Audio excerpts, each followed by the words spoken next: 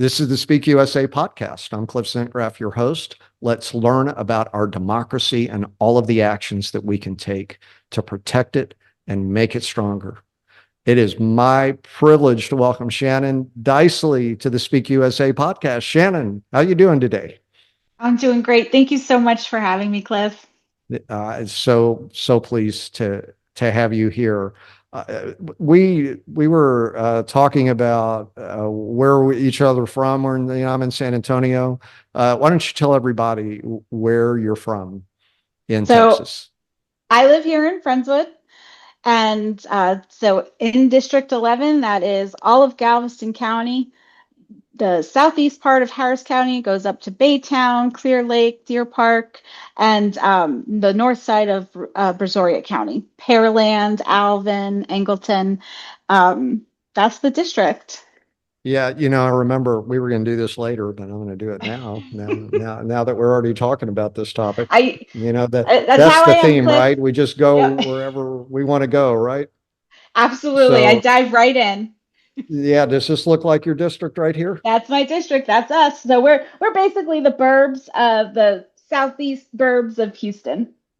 Okay. Okay. Got it. And for those who maybe are not watching but are listening, it's kind of like a T a little bit. Hmm. The T where the bottom of the T borders the Gulf, and there's a top of the T, although that's the weirdest top of a T that I've ever seen.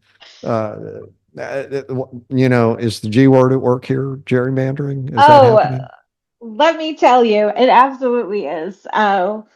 On For the primary election, my signs actually came in after the first day of early voting. So we ran the entire district and we started up in Baytown, hit Deer Park, went to Clear Lake, all the way down to Galveston, all the way down to the island, uh, to the burbs, League City, Friendswood. But then we also were hitting parts of Brazoria County. So a lot of what I just mentioned is industry, suburbs, and then we went into Brazoria County, and that's a lot of rural, like Manville, um, rural areas.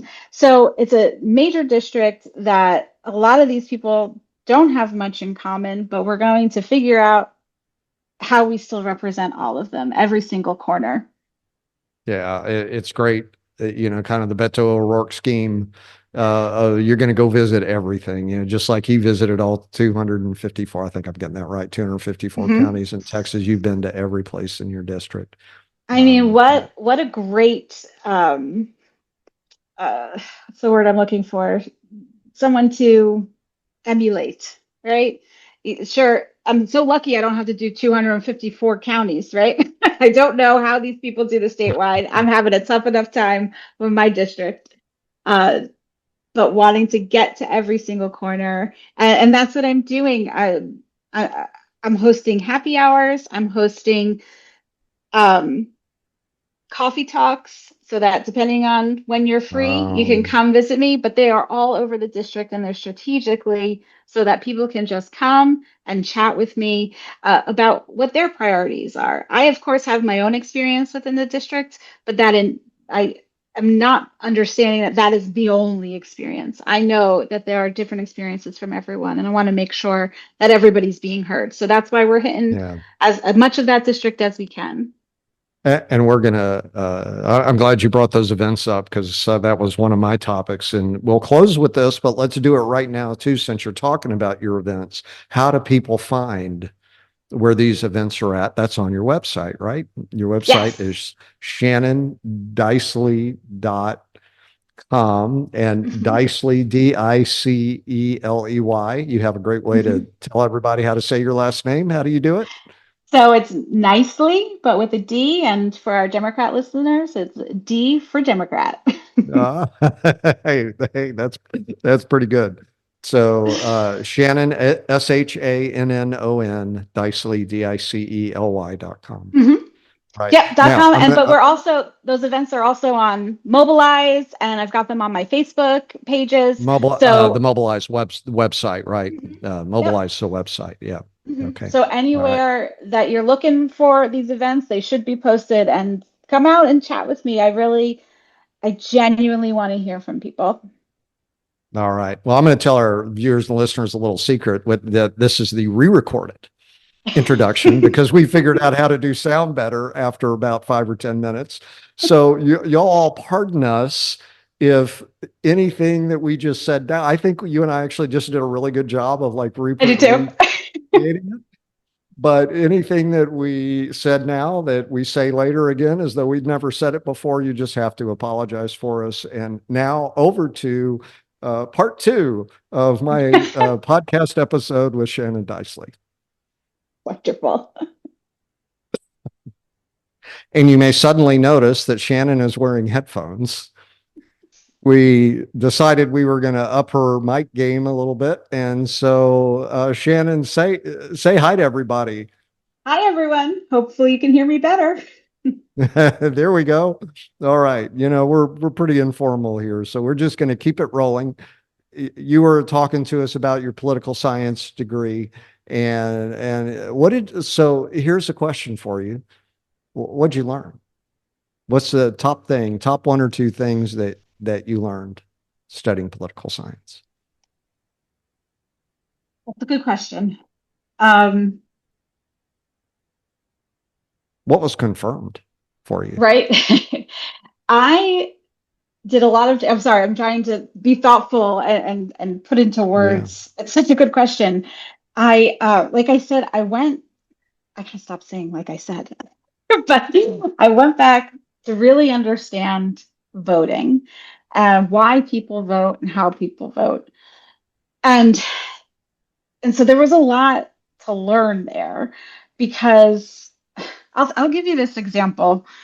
Today I had two very close friends of mine, politically engaged, volunteer on my campaign, and they told me, I didn't vote in the municipal election yesterday. Two of my Oh, close friends. And yeah. it's, if I can't get my friends to go vote, right? We got to get everybody to vote. So better understanding those things. What are the challenges on why people vote? Texas, there's this thing called the cost of voting index, COVI, and Texas ranks number 47 on this because the cost is so high in Texas. We do have, I'll give Texas credit Mhm. where it deserves it. We have some progressive ways about voting, particularly that we have access to early voting. Uh, but beyond that, man, we have some of the very most difficult ID laws, which we know after Shelby that they initiated those within 24 hours, I believe. We have one of the most difficult to do vote by mail. We have some states that are exclusively voting by mail. And here in Texas, you have to jump through all the hoops to prove that you can vote by mail. And so things like that, better understanding what raises the cost for individuals to vote, and then hopefully to work towards first just educating people and trying to help. Okay, so these are the hoops you have to jump through to mail in your ballot. Well, let's work together to do those. That's of course the first step, and that's what everybody can do, right? You can pull in your family, your neighbors, your friends, and help explain that. But then also hoping, when I get this seat, to legislate to make it easier for that. So I would say that was a lot of it. Better understanding of why people don't vote, which is because of the cost of voting for individuals. Yeah, we were going to do this topic second, but since we're on it, let's just do it first. Let's talk the full conversation about voting rights. I've recently thought of a way that I think about what's going on with voting in our state and national governments. Taxation without full representation. I have a vote. I can go show up. Nobody will question when I cast that vote. But I'm starting to question whether they really care to count it or whether my vote is being buried Mhm. or not. And frankly, I'm probably one of the last people that ought to complain about something like that. There's so many other people in our community I know. On the other hand, I know I've been gerrymandered. I know my vote in some races has been put in a category where it's not going to count And the Voting Rights Act, this just happened. The Supreme Court just essentially reinterpreted.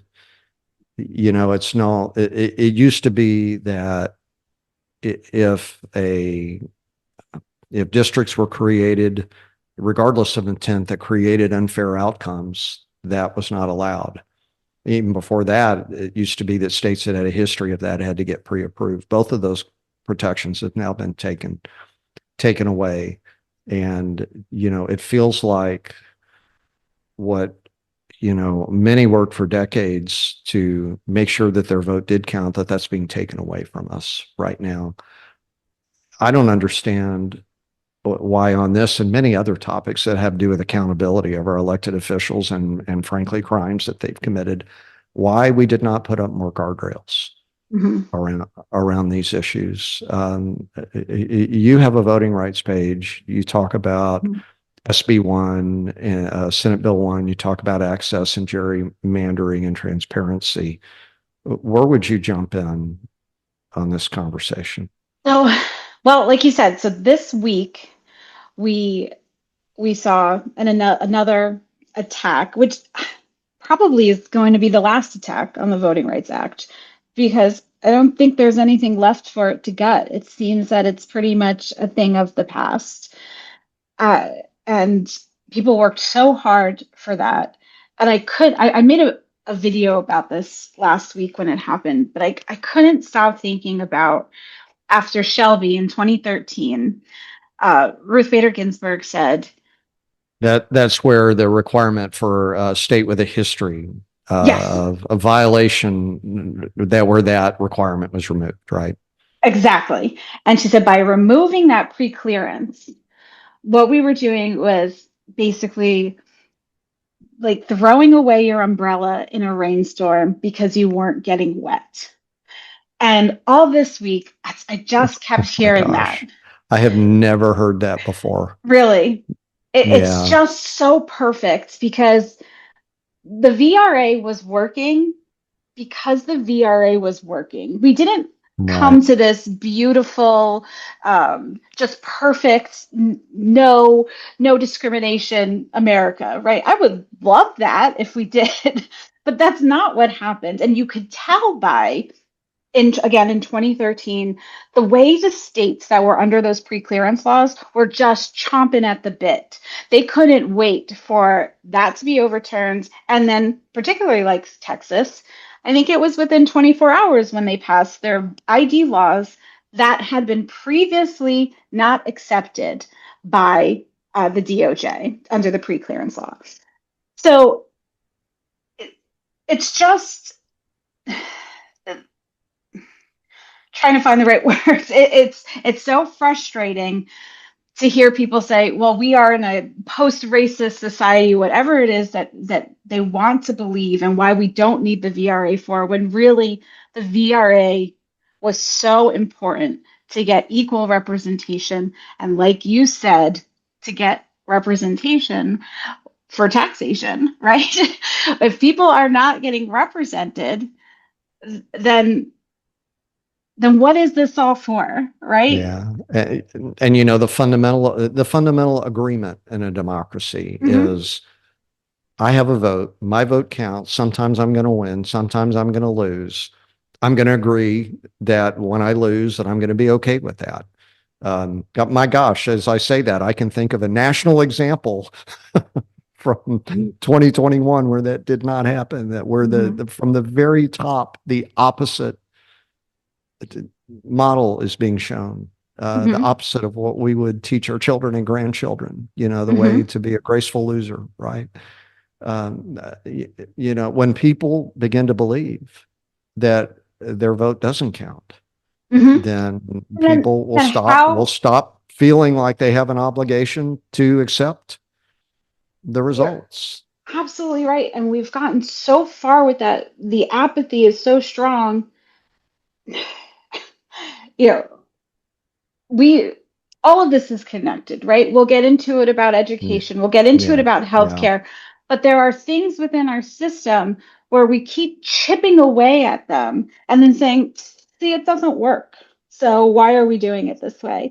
But if we were holding on to the VRA and people were getting properly represented, and I don't know, maybe our legislators weren't picking their voters instead of, and our voters were actually picking their legislators. Wouldn't that be nice? Uh, we could have a system that people believed in, but we've chipped away at it so much that people think, well, this doesn't work. Why vote? It doesn't If you're count. listening, yeah, I was just thinking Hungary, right? So Prime Minister Orban, who had rigged the system for literally what 10 years or whatever, and he just got voted out. If you're listening, right, so it can change. I believe it will change Mm-hmm, mm-hmm. eventually. I don't know if this year or next year, 10 years from now, I don't know, 30, I don't know. But it can change. And if you're listening right now and you're in agreement with this, don't do what these friends that you talked about did and not vote in the municipal elections. They Don't they do will that. remain nameless, okay? You notice I didn't ask you to name them, and nobody's perfect. Okay, so Municipal elections, it's such a heartbreaker because those are the ones that are decided by two yeah, votes. We had a Galveston in the city. I forget what year it was, but they uh, had one that was decided by literally, I think it was 6 votes, and it's those are, I always say it, all politics are local. Those are the races that are going to affect you the most, and that's where we need to get out to vote, all of them, for everything, right? They're all important, but man, those are the ones that affect your backyard. so we're going to talk about education in a minute. I'm probably say this too often on the podcast. San Antonio is the land of 17 independent school districts. And we have a saying, call them independent for nothing. You would think most of the city would be a single district, Mm-hmm. but it's not. So a little bit of good news from our perspective, Northeast Independent School District, NEISD, is the school district that has suffered the most from partisan rancor. And there have been people on the NEISD board who were taking a very right, or shall I say right wing view. They were voted out yesterday. And one of those places, I think there were 800 votes cast, and the other one there were 1,100. I may be getting those numbers a little wrong, but they catch the spirit of, to your point. I mean, Mm-hmm. literally 800 votes, right? Uh, That yeah. is that is your neighborhood, right? That's if you got everybody in your subdivision out to vote, it makes such a big difference in those Yeah. kinds of elections. Yeah. So when you're a Texas senator, what are you going to do to protect our voting rights before we move to the education topic? I think what we need to do first is uh, have a nonpartisan drawing of maps. I think the way that we have set up how we define our districts is so corrupt, and of course anybody can take advantage of it. Of course, we're just living in Texas, so it happens to be Republicans are taking advantage of it. But in general, I believe it's TAG, Texans Against Gerrymandering, has it as a full Mm. plan on what exactly that would look like, how to make sure that we essentially take the politics out of these maps, and that is how you get the answer to making sure that people are selecting their legislators instead of their legislators selecting their voters. Indeed. That's the big first one. The big dream of mine, which is far away. I know that, But you but can dream, you're you allowed. gotta work towards something, right? Yeah. Um, but universal mail-in ballots. I know we're nowhere near that. Don't get me wrong, but making voting that easy for everybody, where you just get the ballot in the mail, and you're now. People might say, that allows for voter fraud. It is absolutely not true. There's plenty of states that do it, particularly Colorado is considered the gold standard for their system because it's both universal mail in, but you can also go vote. So people who want to still have that feeling and go in and feel part of that community, you can still do that, but you get that ballot in the mail no matter what. And if you're unable to go for whatever reason, you could just send it back. And that is how, in states where universal mail exists, that's I know it's a presidential election, so that would be a little more, but you're seeing 75% turnout in states like that, where on our best election, we're seeing 60%. And that is not Yeah. often. And that is, a highly contested presidential, that has a lot of uh, adjectives to describe it. So that would be Yeah. the big dream, but I know we're far from that. But just making voting easier, chipping away at it in all the ways, because the more people vote, the more people are properly represented, and that's Indeed. what's important. Indeed. Let's talk about education. Okay. I'm going to read a quote off your campaign website. Our Texas Constitution guarantees public free schools as it is, quote, essential to the preservation of the liberties and rights of the people, unquote. Our public education system has been attacked systematically and strategically for decades. My goodness, isn't that true? The whole voucher Mm-hmm. effort, the promises that were made that public schools wouldn't be harmed, that teachers would not have a harder job, that funding would be opened up, to give credit where it's due. There's been a little bit of funding opened up, but then the schools are seeing fewer enrollments. And so it's basically canceled out. I, We don't you know, even fund our schools by enrollment. So, I mean, imagine that. So we fund them by attendance. So they have to be enrolled and then they have to attend in order for the school. They find every little way to chip away at the money. Now, if this classroom has 20 students enrolled in it, just because they have 18 kids there on average every single day, that's the money that they're getting, right?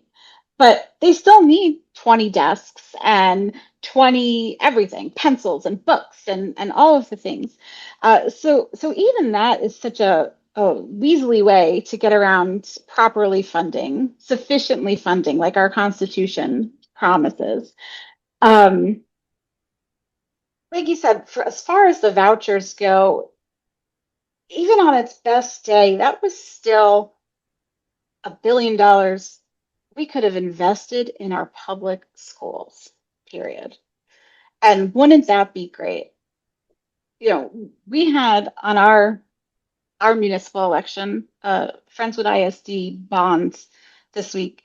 Wouldn't it be great if we could, fund some of these things uh, without that, making sure our teachers were properly paid, making sure that they have benefits, that our schools, this is a very high income uh, public school system here, right? And the bathrooms in the high school don't work. yeah. Imagine in communities where that's not the case. And they're certainly not going to be voting for bonds like that. We could just do so much better with our schools and invest in the better. We sit on that huge um, surplus every legislative session. For what? To brag that we have it? I don't fully understand why we sit on that when we Well, can be doing so much more. and we're only hurting ourselves too. Hmm. We're Texas.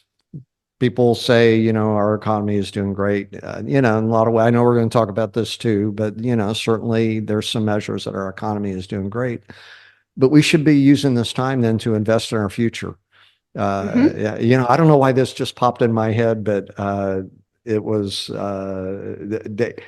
David in the Bible. I think, am I getting this right? It was David in the Bible who put the seeds away for 7 years when things were going Oh, well because the famine was coming.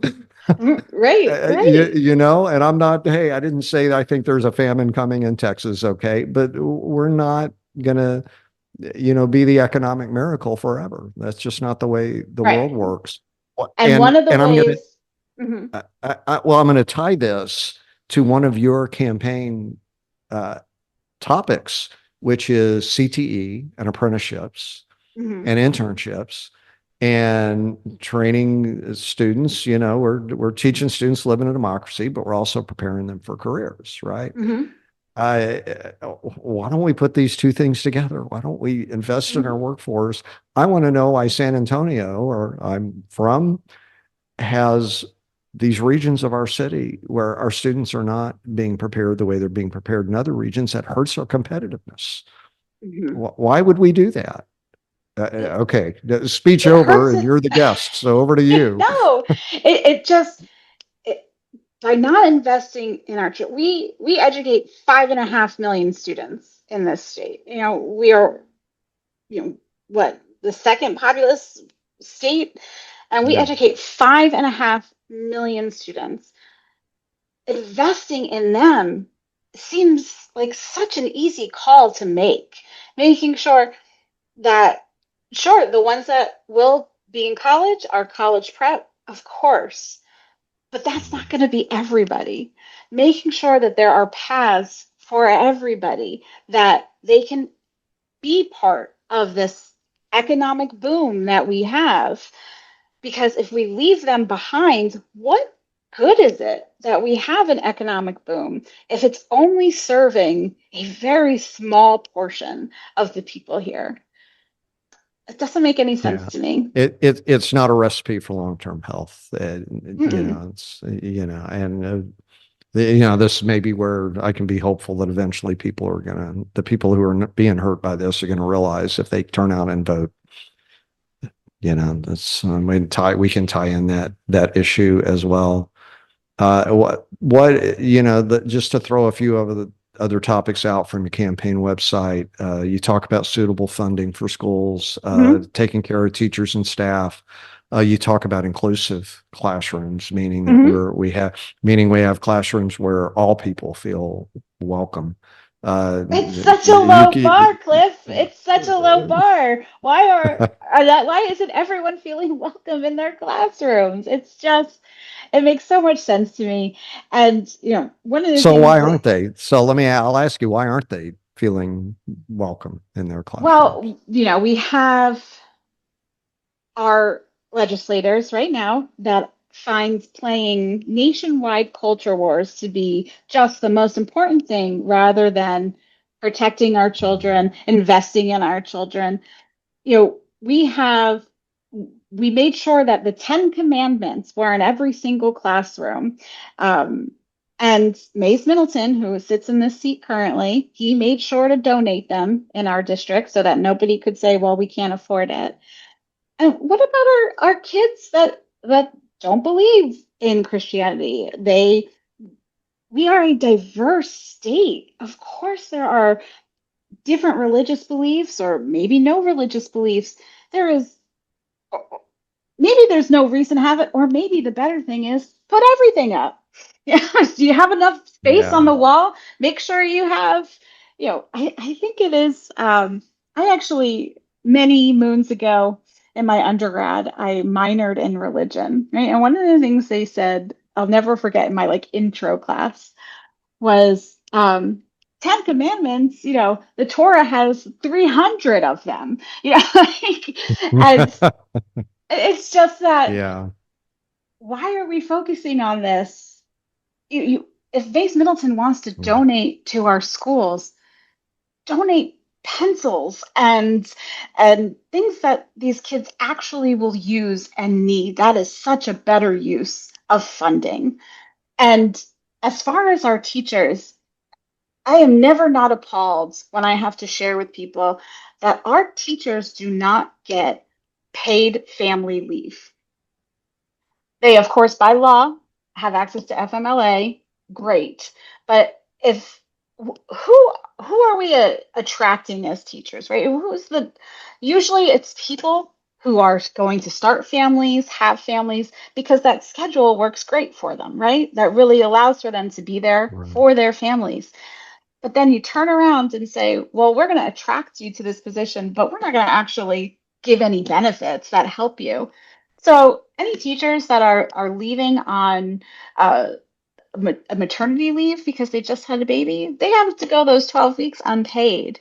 And that just shouldn't be. That is, we need to be attracting good teachers and then holding on to them over something as simple as expecting them to Yeah. sometimes have a Yeah. baby. Yeah. Right? Teacher retention is such a big deal in schools. And it's especially a big deal in schools that are struggling. Hmm. And, when you can't retain those teachers, it just makes that problem worse.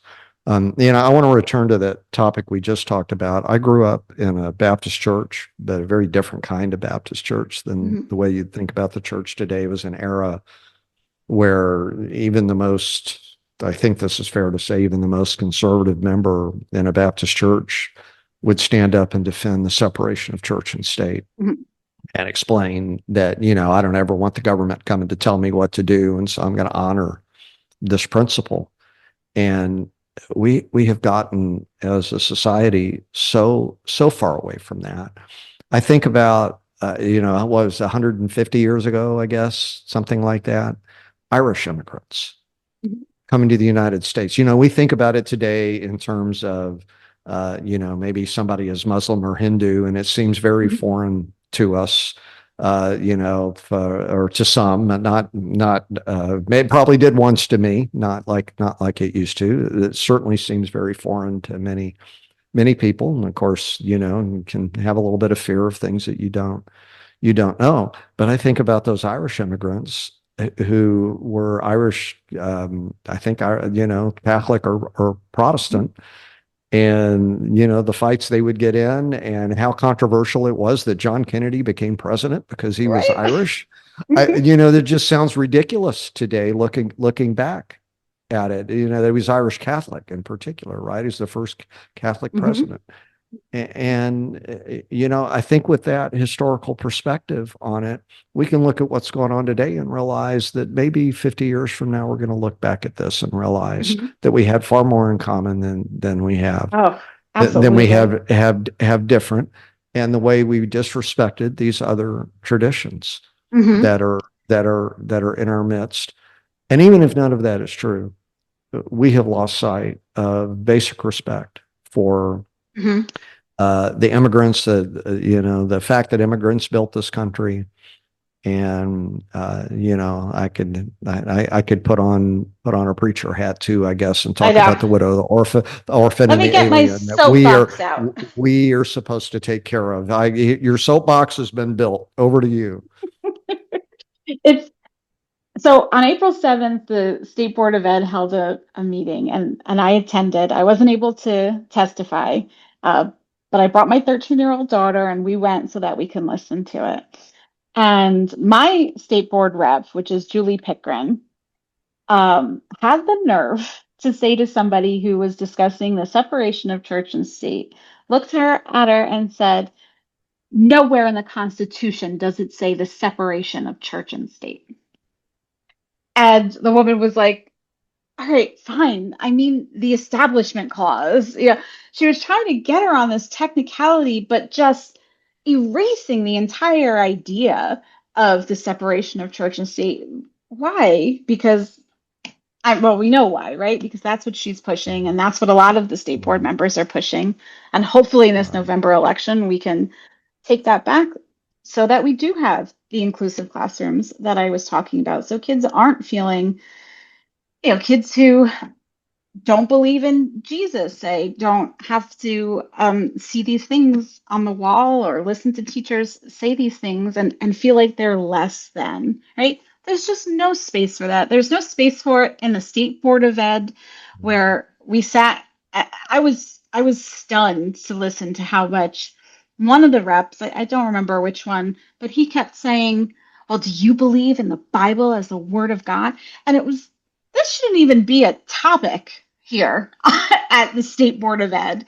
But those lines have gotten so blurred, and we really need to make sure in November that we're electing people who know that Texas is great because of all the people that make it up.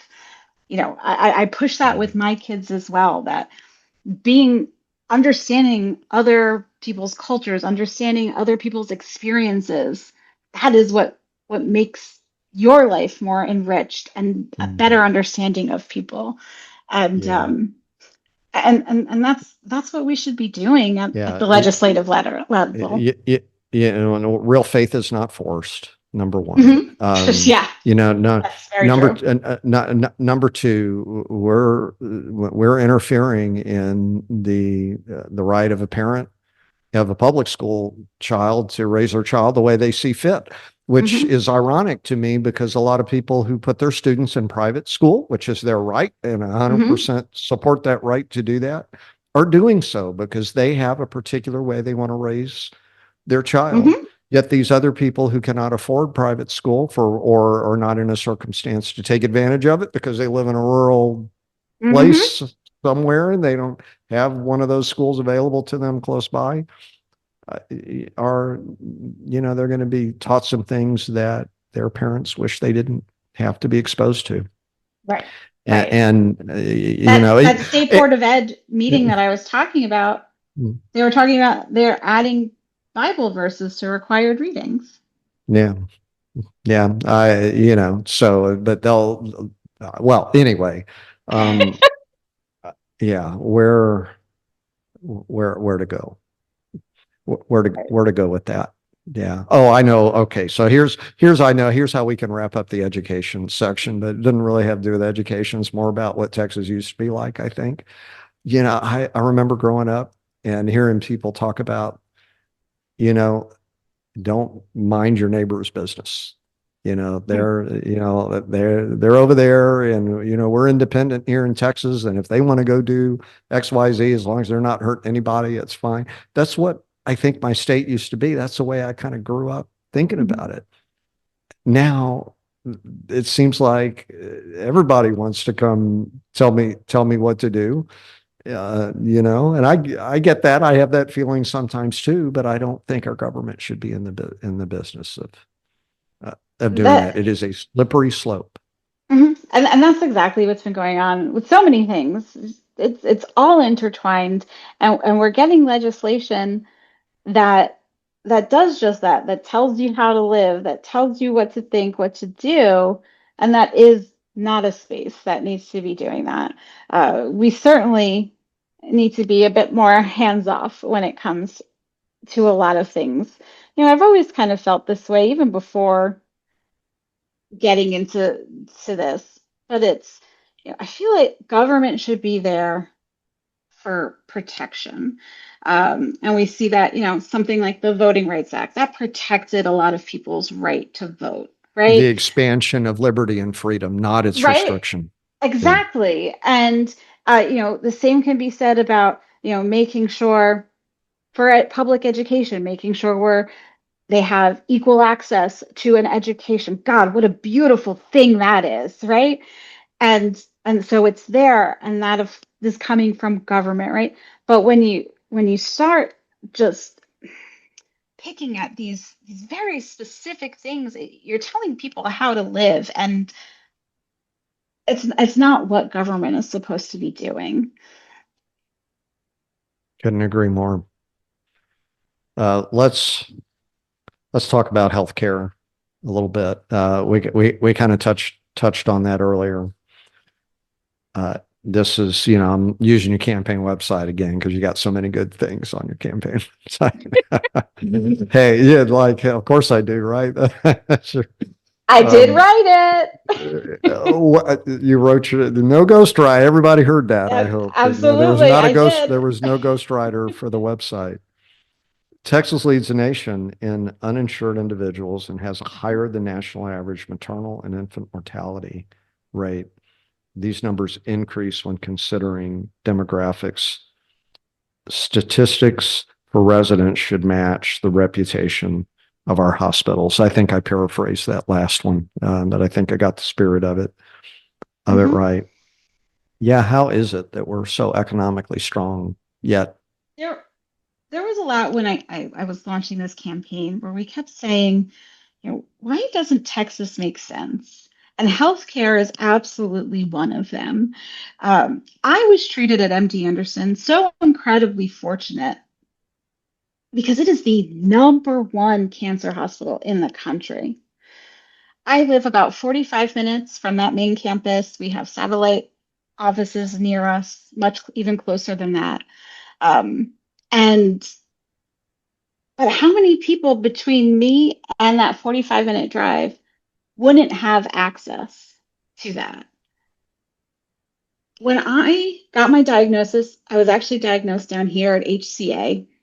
And I immediately said some things had happened in my life where I had it in my head that I wanted to be treated at MD Anderson, knowing it's the best cancer Mhm. hospital. So when I got this, again, I have two young kids, 7 and 4, no, 8 and 4. They are when I'm diagnosed, and I'm thinking, and I said, okay. They said you have breast cancer. I said I want to be treated at MD Anderson. And the first thing she said was, well, what insurance do you have? The idea that if I didn't have the right insurance, that I would not have access to that I might not be able to survive to be with my kids. Again, they were very young. Um, that's all you're thinking about in those moments. I need to watch my kids graduate. I need to be there for them. And I'm only getting that option because my husband has the right job. That that's not right. That doesn't make any sense. Um, I was speaking this weekend and I made the comment about how, oh, what radicalized me? Common decency, right? People should have access to that. People are driving by that building, probably going to work, who I cannot get that when they get that devastating diagnosis. So, yeah, so as far as having the most uninsured people in this state, they wouldn't have access to something like that, right? But we have a million people that could have insurance if, for whatever pride reason, we're refusing to expand Medicaid. There is Yeah, no reason. if you hadn't gone there, I was going to. It just like we just threw away the good of the people, uh, Yeah, for it's it's money that we are sending the federal government. There's no ifs, ands, or buts about that. That is our money that our legislators, that Abbott is refusing to take back for our people by not expanding it. That leaves a million people in that insurance gap without insurance. Mhm. And of course, there needs to be more. We have these hospitals with these amazing reputations, even not even just MD Anderson, you know, you know, we had UTMB, all these hospitals that have great reputations for all different reasons. And the idea that people can't go there, or really, and if we want to make it the selfish way, if we don't want it this way, right? Because I'm an empath at heart, right? Okay, let's not even look at it this way. When people are not getting the preventative care that they need, if I hadn't found my lump and had access to be able to go and get it, we caught my cancer Mhm. early. People don't have the time to do that. People don't have the coverage to do that. So when they finally find out that that is, their treatment is much more aggressive. Um, Yeah. and or if it's not cancer, if it's other things, people are going to the ER because they don't have that preventative care or access to that. And then what happens is when they can't pay, then we all pay for it with the cost, our insurance premiums, and all that. Like, listen, I am in this because I just think it's the right thing to do. People should have a right to health care because you should have a right to live, right? Isn't that part of our Mhm. Constitution that we have the right to live? Mhm. And but if we want to turn it around and make it selfish, we can do that too because it doesn't make any sense on any level that we are not Yeah. taking care of each other I, when it comes to that. I'm trying to remember which book it is that talks about when changing values meets economic necessity. This is basically what you're talking about right Mhm. now, right? We have values that say everybody should be able to access healthcare, in some form and have it taken care of. And when you stand back, you realize it is good for us. It is good for us economically. It again would make our state more competitive to make sure that that people are not pulled away. It's incredibly inefficient. The Mhm. last thing you want is for people to be having to sit around in an emergency room. That's not the most Mhm. economically efficient way to do this. There's so Mhm. many ways to come at it. And so I've had one privilege I've had in San Antonio is from time to time to work with former councilwoman.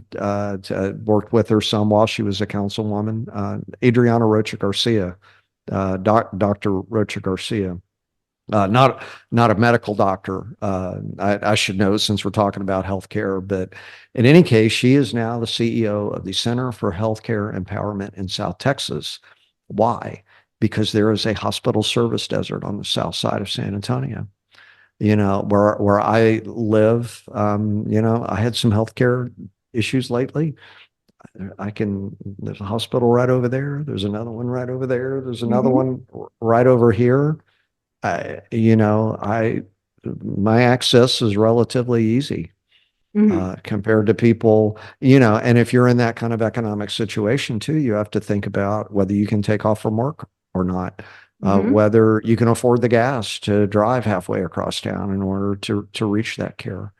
Mhm. I think it's fair to say my understanding of these issues have been raised by working Mhm. with our former councilwoman. It's an issue everywhere, and it's again, it's not just the right thing, which is enough, but it's hurting our competitiveness Mhm. as well and reducing our quality of life. That well, we have a Texas Constitution we'll close with. I don't want to steal that thunder. Not ready to do that yet. uh, you want to talk a little bit about let's see what have we not covered? We talked about healthcare, voting rights, education. I feel like we got one more I think topic to it's the cover here. affordability. And the reason I know that Affordability. is because those pillars of Yeah. mine are affordability, healthcare, and public education are the three pillars of my campaign. And then I just personally love voting rights. So that is the one that we haven't hit upon. But Yeah, you love voting rights when our voting rights are protected, right. right? Yes, Yeah. yes. I Yeah. actually love them. Yeah. Yeah. It's precious. This is a place I go sometimes too, and it might be a little controversial because my daddy's been gone a long time. He, is clearly more, I think for his day would have been more conservative than me. I don't know how he would feel what was going on right now, but he was a World War II veteran, and I think about the rights he protected of mine, and even whether he would agree or not, it just this right to vote is precious to us, and the right to be represented by our government, and the way it's degrading just it troubles me deeply, and it's part of what brings me to doing this podcast. Hey, and affordability, you've got this amazing statistic that Texas is number 2 in economic power, but number 48 in economic opportunity. That's 48 out of 50. Can you talk about that a little bit? That is the US News and World Report, right? And we all go there to check our high school rankings. This is something that people use.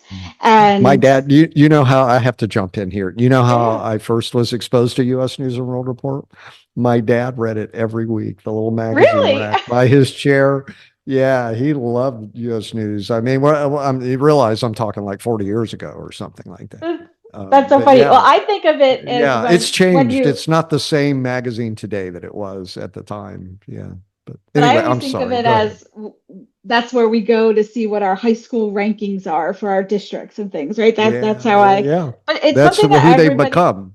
That's right, right. right? That's who they've become. And so this is a something that I'm not throwing some left wing anything, right? This is US News Report says that our economy is number 2. And then when you scroll down for opportunity, we ranked 48. And for opportunity, I'm going to make sure that I say it right again. Opportunity is considered affordability, economic opportunity, and equality. That is how they got that number of number 48.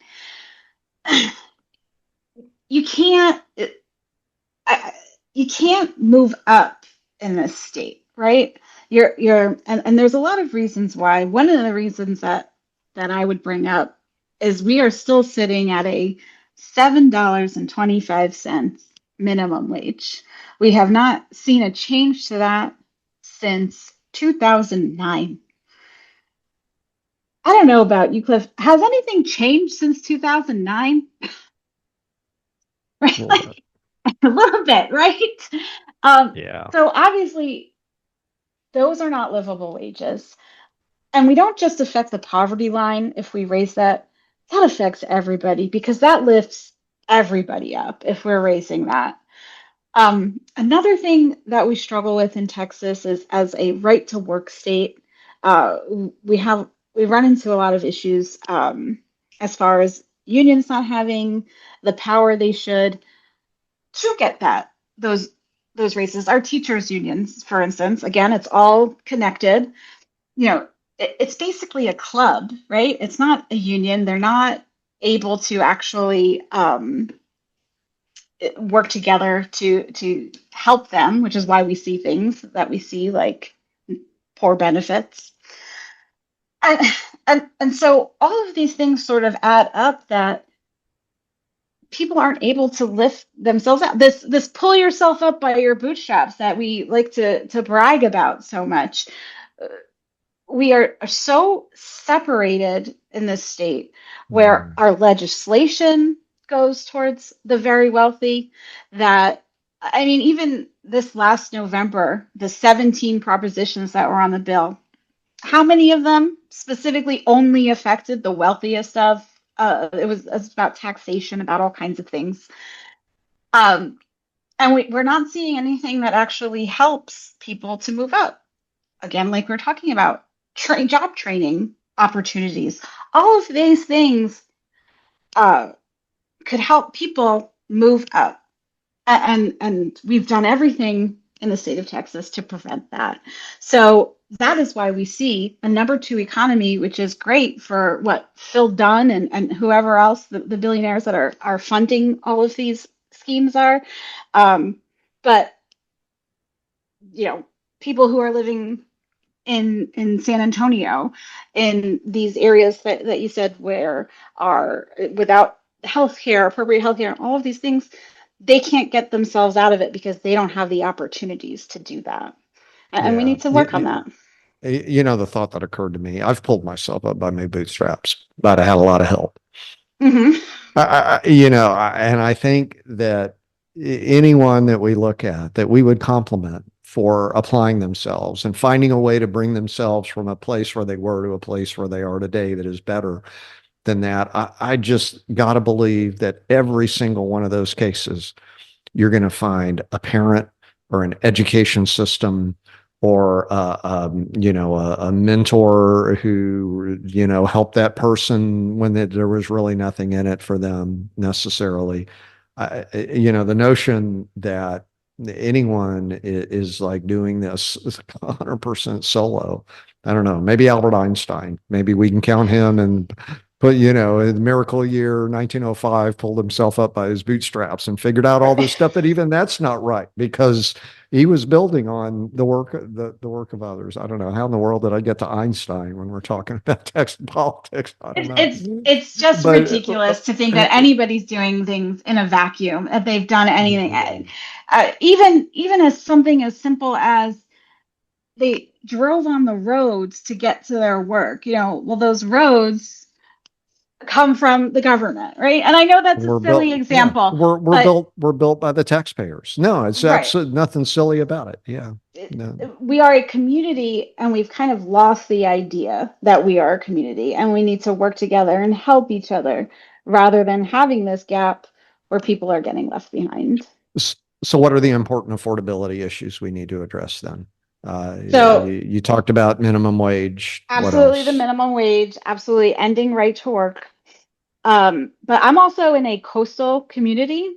So things like home insurance have just skyrocketed in our Mm, district, where somebody very well might own their home but are getting priced out of it because of those things. Excuse me.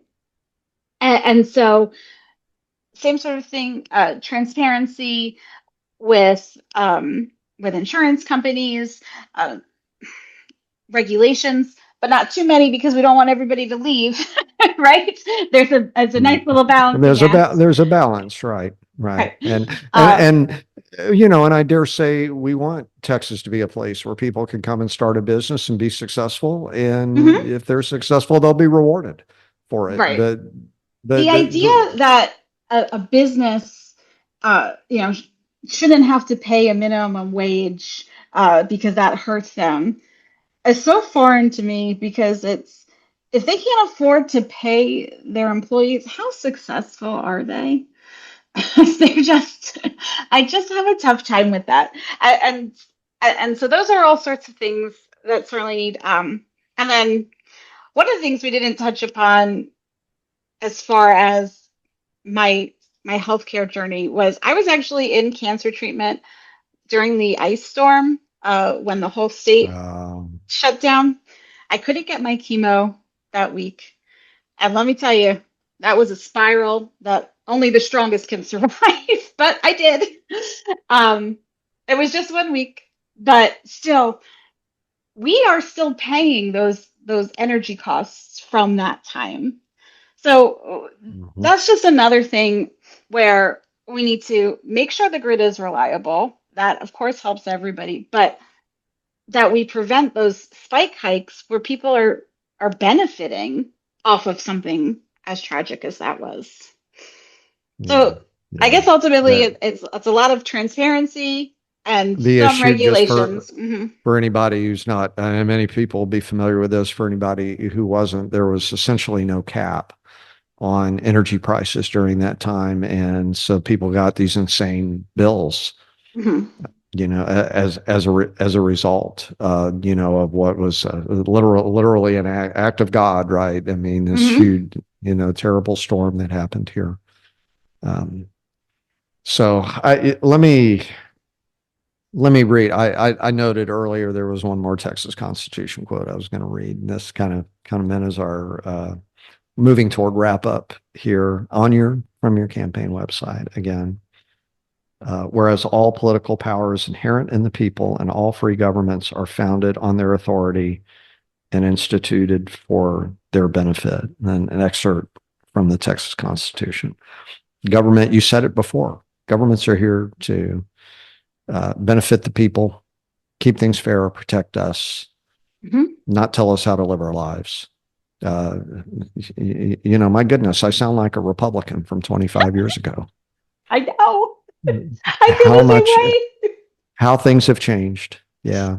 I absolutely agree. And yeah, as far as my campaign goes with that statement, I talked about it at the beginning, but really wanting to speak to everybody, get around and understand the issues, that is how our legislators can benefit everybody. If our legislators are only showing up to their big donor dinners or whatever other things that we get peaks of on social media the next day after it happens, they're not benefiting all of us. There's a few people that are running, just being on a campaign trail, you make a lot of friends, and I'm so happy to, right? But it's a lot of, dare I say, regular people. We've kind of forgotten that that's who's supposed to represent us is our neighbors and people who that we can approach. We've created this system where it's very expensive to run. I'll tell you that right now. um, and so it's mostly just people who can afford it that are running. And so then that system has then turned around and made regulations and laws that only protect those people instead of the rest of us. So what we need Yeah. to is we need to get again regular people in there so that those are the people that we're protecting. Yeah. You know, you made me think not that George Washington was quote a regular person. I mean, he Right. was a pretty privileged person growing up, but he really did set the model for us. You know, Hmm. what was it that King George said after he turned in his commission? He's the greatest man alive.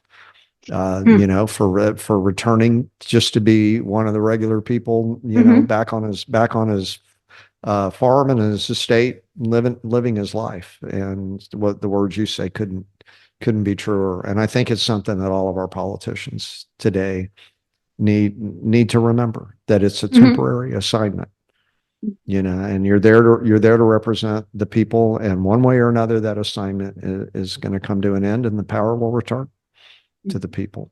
And maybe something that you and I have done here today will help the people uh, think about these issues and choose to turn out and choose to vote, Hmm. and help us change Texas for the better.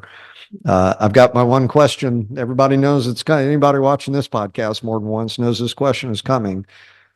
We're here. Speak USA is here because people like me decided we'd had enough, and we also see the way we think things should be. Not just what we're against, but what we're for. If somebody is listening to this or watching what's going on in our government, they think it should be done differently, but they don't know where to start, how to engage. What's your advice for them? What's that first step that somebody can take?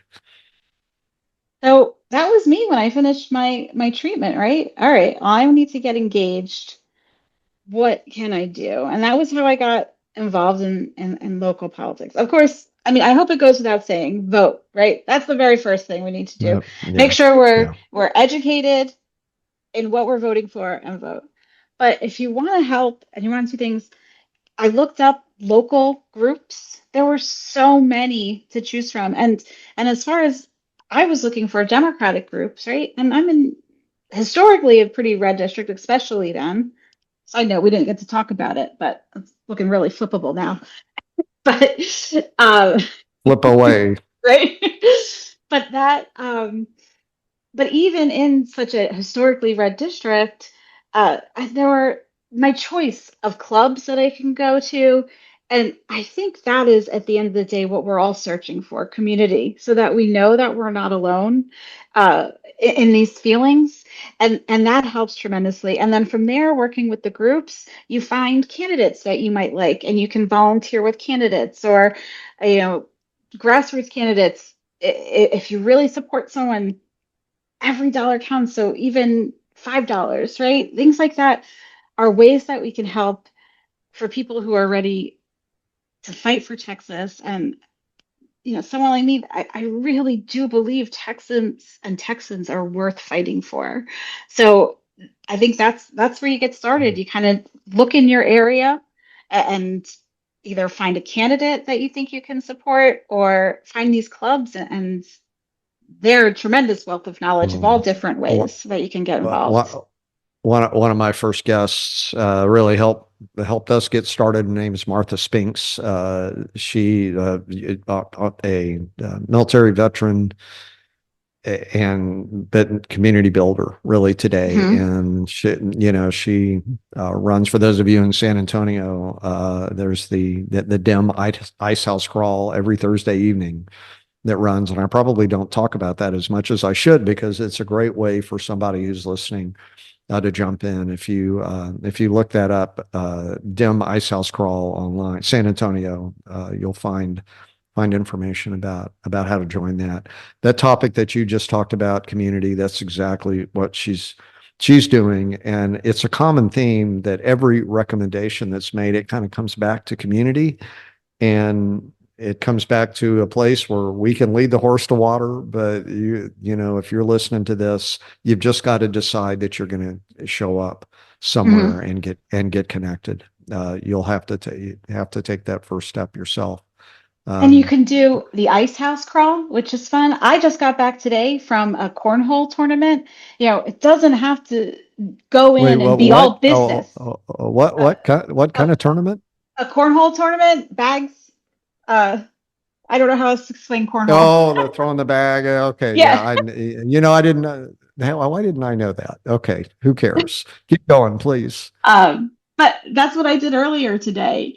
And that was with Bay Area Democratic Movement, Adam. And that was just something fun that they were doing today. So it doesn't have to be all business, and it certainly doesn't have to all be dread, right? Sure, we're getting into this because we want to make things better, but you can also find time to have fun with that community, uh, and that's what it makes it all worth it. Yeah, indeed. Well, I think that's a great thing to wrap up on, Shannon. Thank you so much for taking the time today to talk to us here at Speak USA. Let's make sure everybody once again knows your campaign website, shannondicely.com. Mhm. And Mhm. I spelled it last time. You can spell it this time. It's Dicely, which is nicely, but with a D for Democrat. So Shannon, Shannon, Dicely, Dicely. That's .com. You can also find me on my socials, Facebook and Instagram right now, maybe TikTok soon. And that's just Dicely for Texas, FORTX. Um, yeah, and we have all the events that we're doing. Like I said, I want to talk to people. I want to understand everybody's needs. So check those out. Even on my website, there's a section where you just go in and you tell me what your priorities are. And that's how I plan on representing everyone. All right. If you're southwest or southeast, pardon me, southeast of Houston, Pearland, Hmm. Galveston, League City area, somewhere in there, show up sometime and say hello to Shannon. Tell Yes, her, tell her absolutely. you learned about it here on the Hmm. Speak USA podcast. Thank you So so much. I really appreciate you're being here. you are most welcome. Those who watch the podcast regularly know what I'm going to say now. What have you learned about our democracy today? I hope you learned a lot. Wonderful conversation, Shannon. Thank you. You can learn more at our website, speakusa.org, where we are promoting that you should learn, connect, give, and speak up. Please remember, go out, think about all these things we talked about today, and go speak for the USA.